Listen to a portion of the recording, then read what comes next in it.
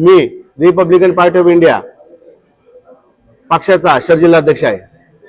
आमचे राष्ट्रीय नेते आदरणीय डॉक्टर राजेंद्रजी गवई साहेब यांच्या आदेशानुसार आज आम्ही पक्ष नव्हे तर व्यक्ती म्हणून खासदार सुजय विखे पाटील साहेब यांना आज जाहीर पाठिंबा आम्ही देत आहोत। महाविकास आघाडीने आतापर्यंत रिपब्लिकन पार्टी ऑफ इंडिया पक्षाचा नेहमीच मतांसाठी वापर केला।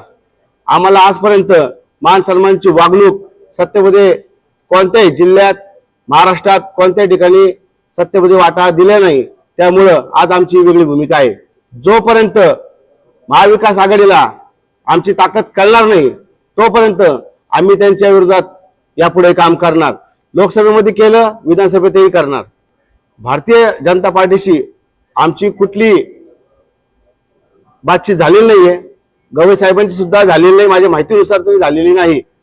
परंतु गेल्या लोकसभेच्या निवडणुकीमध्ये आदरणीय डॉक्टर राजेंद्र गवई साहेब यांना शरद पवार साहेब यांनी लोकसभा न लढवण्याचा सल्ला दिला, विनंती केली का लोकसभा तुम्ही लढू नका, यावेळेस माझ्या शब्दा खातीर नवनीत राणा यांना तुम्ही मदत करा।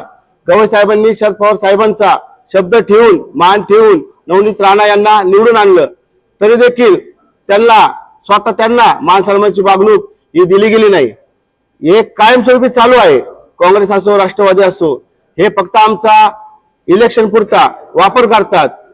निवडणुकीमध्ये हा गट आमच्या सोबत आहे, ही आरपीआय आमच्या सोबत आहे हे असं भासवतात आणि आरपीआयचे मत घेतात।